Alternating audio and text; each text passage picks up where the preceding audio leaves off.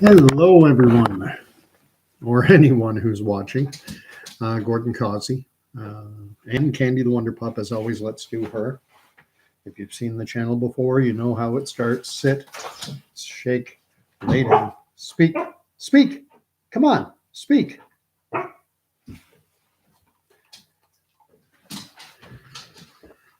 And with Candy taken out of the way, let's talk about all the allegations of Urinazi that are going on in Canada today, right now, as we speak. But before I do get into that, likes, shares, subscriptions. I'm something of a free speech absolutist, and I'm concerned. I mean, if we're going to talk about a topic like Nazism, which is fascism, I think free speech is something that free speech isn't allowed in fascism, Nazism. Free speech is tromped on. Freedoms are tromped on. And that's not healthy for a liberal democracy, as Canada proclaims itself to be. And so I would like my channel to be something of a free speech advocacy, where we can look at all where an individual is free to express opinions that go outside of the prescribed narrative of what the nightly news has told us to think, what they've told us to believe, how they've told us to feel. It's okay not to believe what is prescribed, not to agree, and not to have the feelings that are mandated. And so if you can help me out by liking, sharing, subscribing, much appreciated. Anyway, so unless you're living under a rock, just about everyone is aware of the fact that Zelensky, Prime Minister of the Ukraine, just visited Canada and was in our parliament, where he received a standing ovation. But not only he, but there was a 90-plus-year-old individual who was apparently up in the gallery, invited by Anthony Rota, Canada's Liberal Speaker of the House. Anthony Rota is both a member of Parliament, Liberal member of Parliament for the riding of Nipissing-Temiskaming. I'm assuming that's Northern Ontario, up near North Bay, around Lake Nipissing. And so he had invited this gentleman who had apparently fought he'd fought during the Second World War and for Ukraine. Well, apparently, no one's arguing the point. It appears no one's disputing it. They say that he fought with a Nazi regiment, that he collaborated with the Nazis. And that has resulted in Anthony Rota. I don't know whether he resigned or whether he was pushed out, one or the other or both, but he's no longer the Speaker of the House of Commons because of this gaffe. And what makes this incredibly ironic is the fact that part of Russia's stated objective or stated reasoning for their conflict with Ukraine is they point to the fact that within Ukraine's military and broader Ukrainian society writ large, there is elements of Nazi supporters. And this came out even before the conflict between Russia and Ukraine broke out. There were CBC news articles reporting on the fact that there's a specific unit in particular that openly displays Nazi SS type symbols on their uniforms. They venerate Adolf Hitler. And at the time, again, this is pre-conflict with Russia, there was commentary in Canada's own mainstream press about, should we really be giving training and equipment and aid and assistance to Ukraine's military given this fact? And then when Russia invaded, that was one of their stated pretexts for the invasion. They said they were, combating this Nazi element. And to be perfectly clear, and this is my own opinion, I don't think Russia's invasion has anything to do with the fact that there are Nazi elements within the Ukrainian military and in Ukrainian society. It exists. When you get into Eastern Europe, there are hatreds that go back centuries, 1,000 years. There are hatreds that are based linguistically, ethnically, based on territorial divisions, religious differences. If you look at the former Yugoslavia, and which was basically an amalgamation of peoples who hated each other for all those aforementioned reasons, territorial, linguistic, religious, but Tito being a very strong leader, being a very iron-fisted leader. I don't mean strong in the positive sense. He was a brutal dictator, and through his brutal dictatorship, he was able basically to keep a lid on those ethnic hatreds. And then Tito died, and it, as we all know, blew up into a brutal war.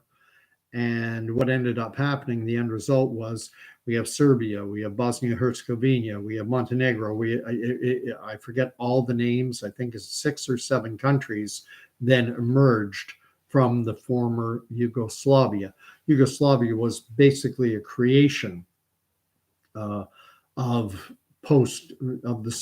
Soviet era Iron Bloc politics. So anyway, that's I'm digressing. Not really. I mean, why did Russia invade? In terms of this, and it's a fact. There's no disputing it. That yes, there are elements within. I'm not saying the entire Ukrainian military displays Nazi symbols, and that they venerate. That I'm not saying that the entire Ukrainian military apparatus venerates Hitler, but there are elements of that. There's a specific division within that is known for it, and so that is a fact. But that's not the reason that Russia invaded. But it did provide them with an excuse. It gave them a pretext to go in, and we do it as well in the West. When the United States went into Afghanistan, one of the stated reasons was women's rights. The Taliban, being extremist Islamic extremists, and with their Sharia law and everything else, which are brutal from a Western perspective, and the women's rights basically don't exist. So that was when the United States and her allies went in. Was one of the stated reasons that, well, we're fighting for women's rights, and that was a crock, just as much as Russia saying they're going against the Nazi elements in Ukrainian society and their military is a crock. Because when the United States and her allies went into Afghanistan, part of the coalition, part of the team that went in there were countries that were equally oppressive against women's rights. So you don't fight for women's rights when you're fighting alongside of countries that oppress women's rights. And so we've got this Nazi label, though, being thrown around left, right, and center. Obviously, this has been a huge black eye for the Trudeau's government has made Canada look incredibly stupid because we basically just substantiated Russian propaganda. We've just legitimized it to a degree in the eyes of a lot of people. See, Putin was right. Look, there's a guy who he fought with the Nazis during the Second World War. And, Chrystia Freeland, who is our deputy prime minister, she's been seen waving this red and white flag with a scarf, with a slogan that belongs to a group called the UAP, which is fascist type element. This is the group that had allied itself with the Nazis during the Second World War because it's a racist group that wants Ukraine to only be for Ukrainians. And I think it's 100,000 or more. They were involved in the extermination of 100,000 or more Poles and Jews because they wanted, their views were very similar to what the Nazis had, ethnic cleansing. And so this whole idea, this has just made Canada, it's brought all this, shone a bright spotlight on it. And I figure Vladimir Putin must be laughing, saying, thanks a lot, Canada. Thanks a lot, Justin Trudeau. Good job. This is Trudeau's government. And Harry S. Truman once came up with the famous line, the buck stops here, meaning I take responsibility. Canada, no, it's not the buck stops here. It's Justin Trudeau who just says, oh, I'm sorry, again and again and again and again. Never takes responsibility, just says sorry and asks you to forget about it. But I think it's instructive to understand with this Nazi label, fascist label being thrown around by everyone. I wonder the degree to which people understand how fascism actually works. One thing is, fascism is anti-freedom. Fascism is anti-free speech. Fascism prescribes a narrative, prescribes a way of thinking, and then you're in trouble if you don't go along with it, and you're censored and deplatformed and shut out. Fascist Nazi types think that freedom is dumb. And I'll hearken you back to the Ottawa convoy. Whether you agreed with the convoy or not, Canada is a nation that has something called the rule of law. Fascists do not believe in the rule of law. They think freedom is freedom. And so, and typically the way that fascists operate is they use fear-based propaganda in order to get people to trade their freedom for the illusion of security, of safety. Oh, I don't want to be free. I want to be safe. Well, your safety hinges on your freedom. Without your freedom, your safety is gone. And those willing to trade their freedom, their liberty, the rule of law, and their basic human rights, like freedom of assembly, like freedom of speech. Those people who are willing to cede that are playing into the fascist or Nazi style handbook. The Nazis came to power, I think it was 1933, and in January. And then in February, within weeks of them gaining power, there was a fire. The Reichstag, which was the parliament building in Berlin. The Reichstag was burned. Massive fire.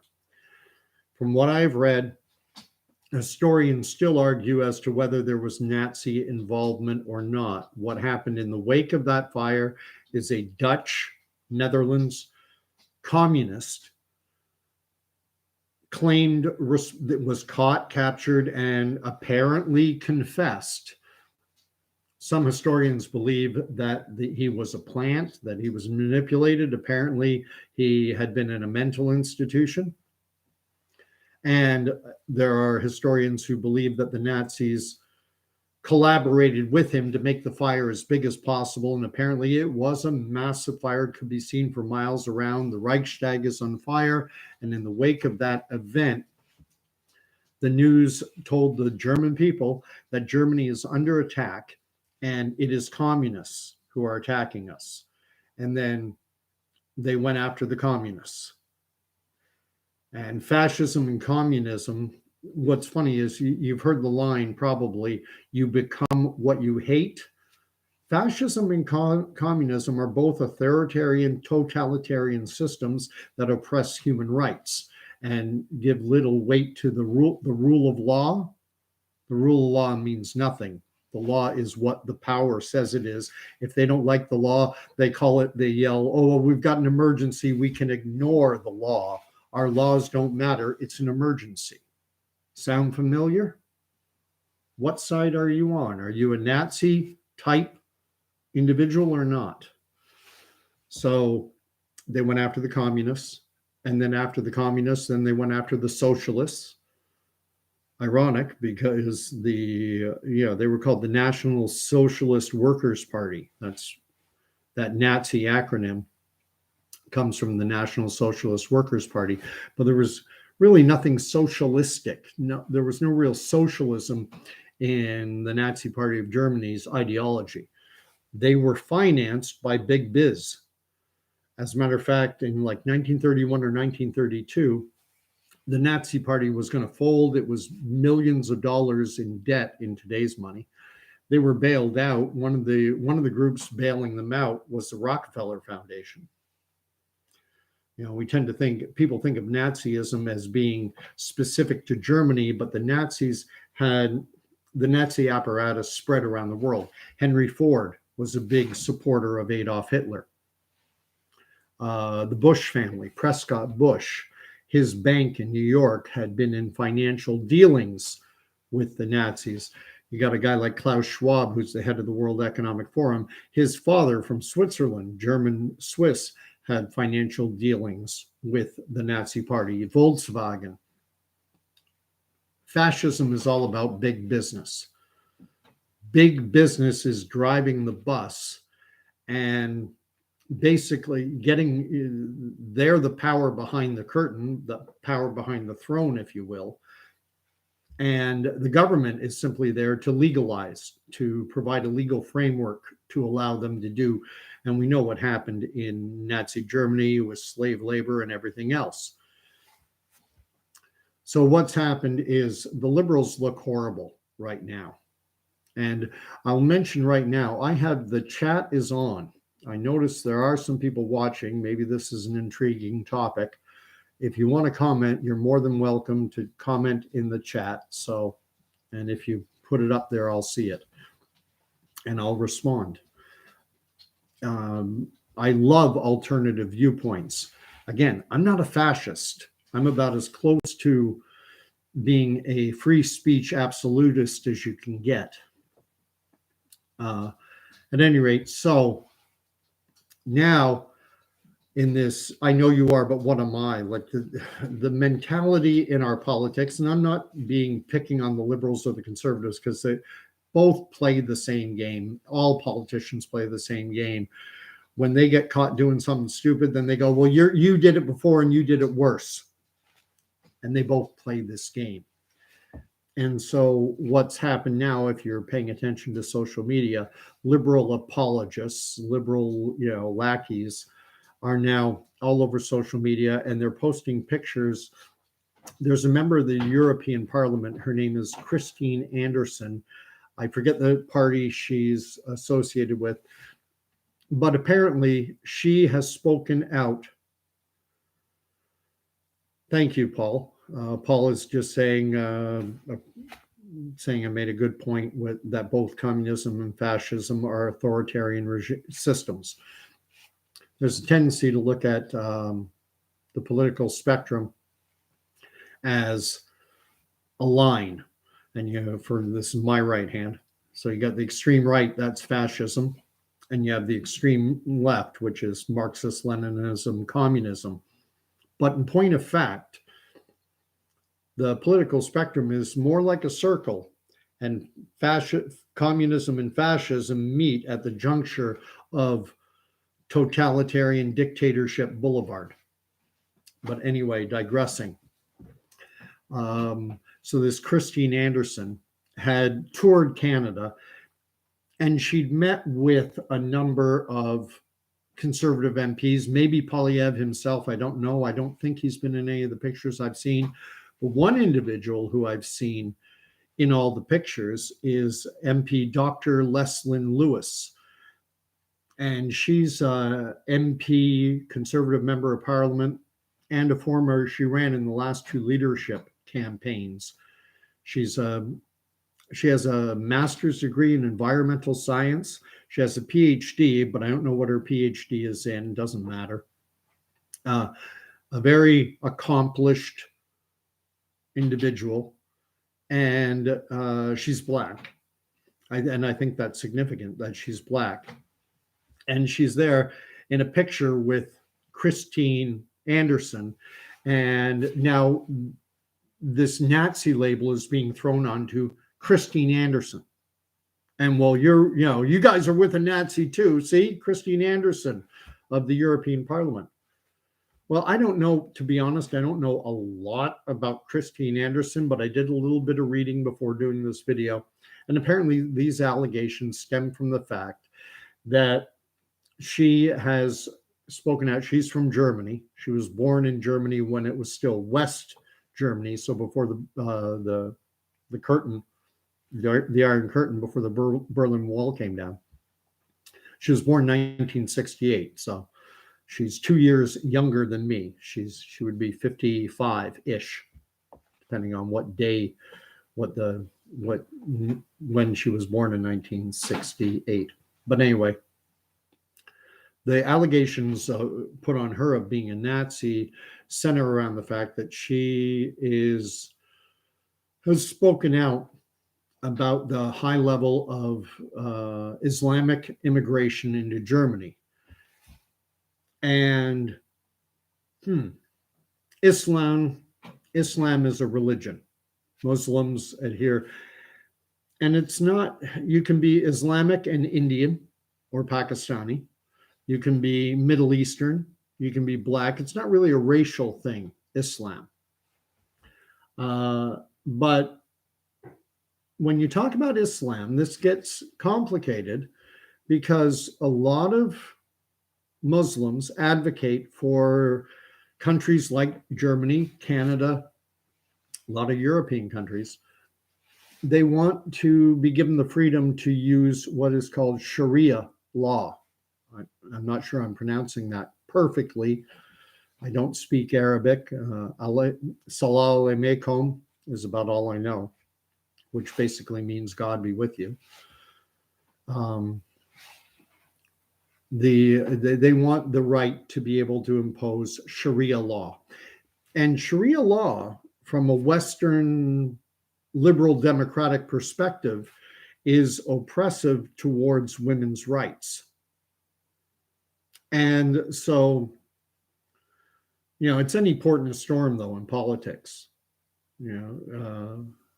Basically what people don't think anymore.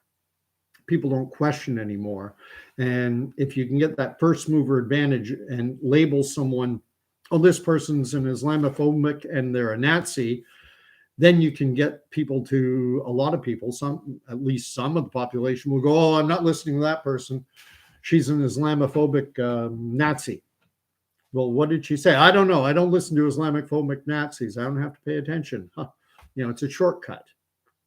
And no one likes to use their brain anymore because they've outsourced it to their phone and to the nightly news, and they just want to be told what to think, what to believe, and how to feel. So it's a complicated world. But we have seen aspects of fascist type behavior from our own government over the last 3 years.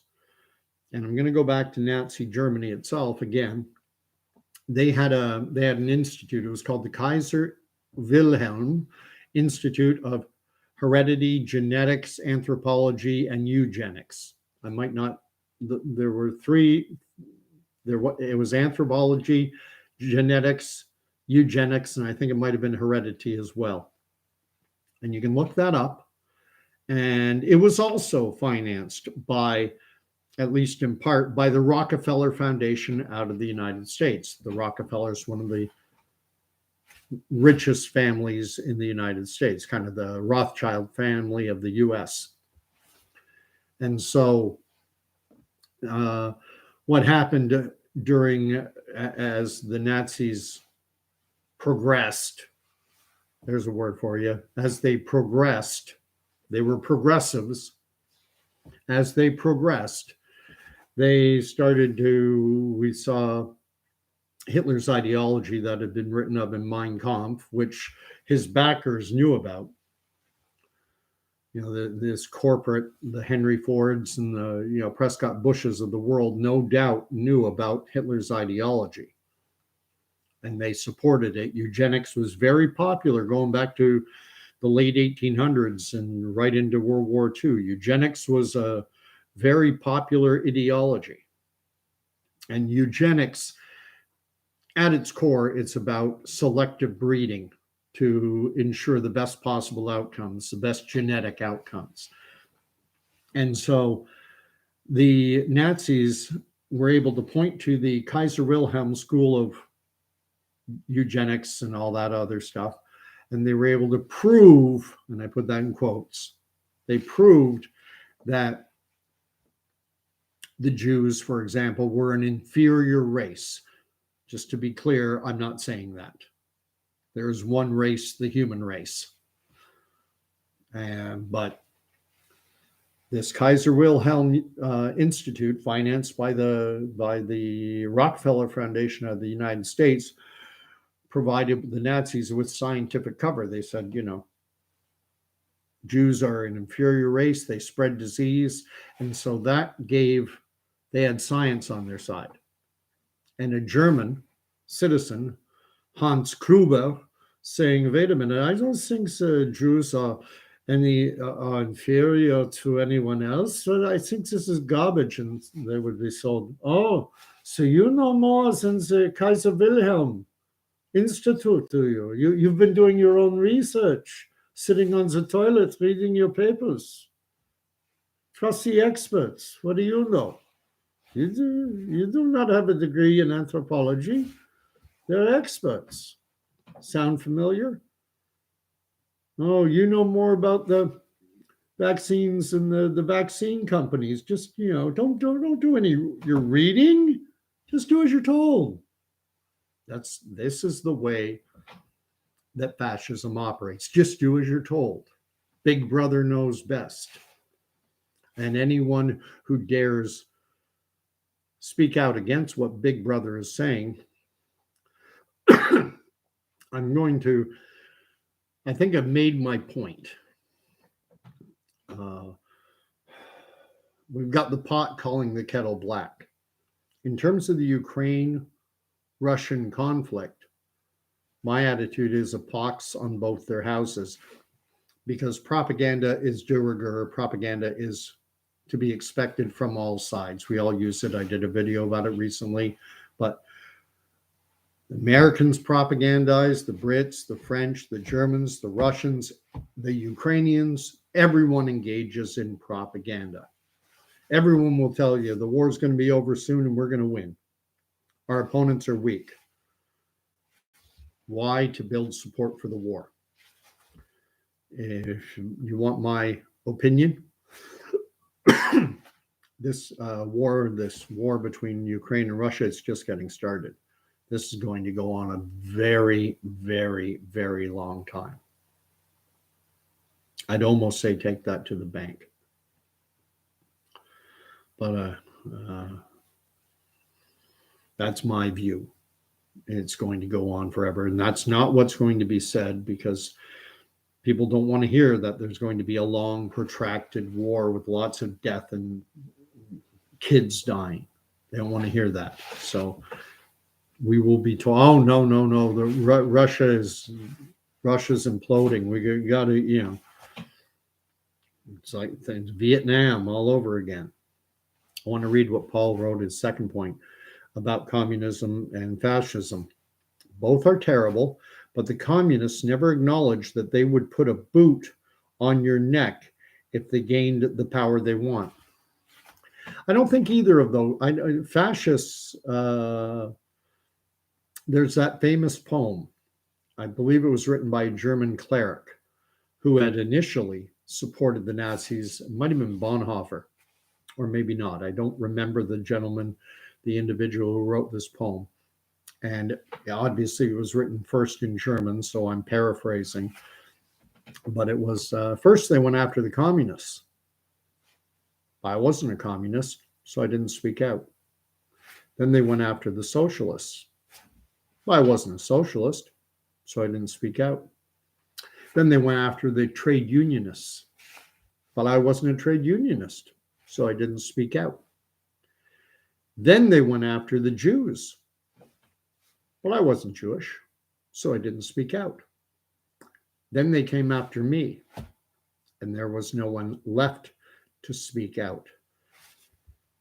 It's totalitarian systems, whether they be fascism or communism, it's incremental creep.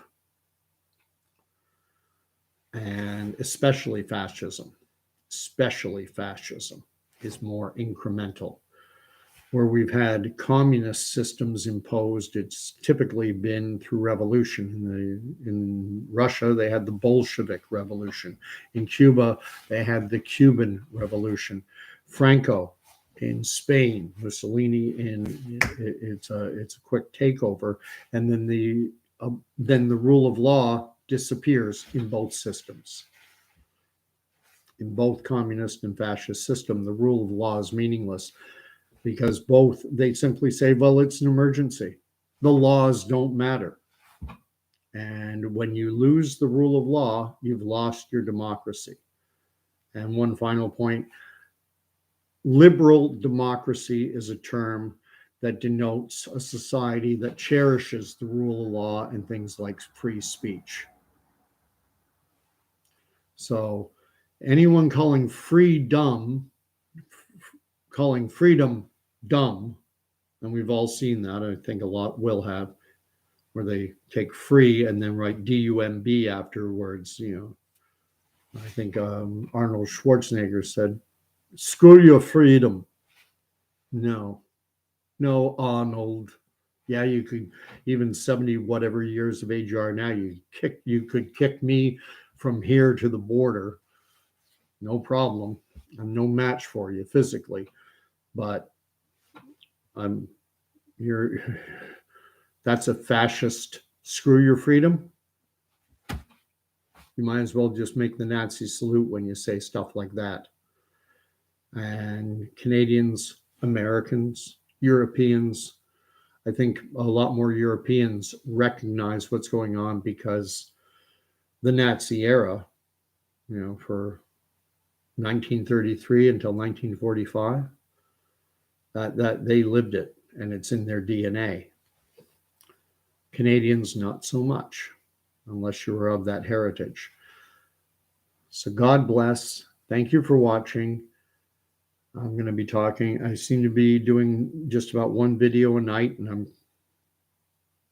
I'm sure I'm not going to keep that pace up, but if you can like, share, subscribe, help me get my voice out there. Let's keep democracy, liberal democracy, freedom of speech, rule of law, push back against this fascist, totalitarian, communistic creep that we're seeing. And I'll catch you when I come back online, when I go back live. God bless.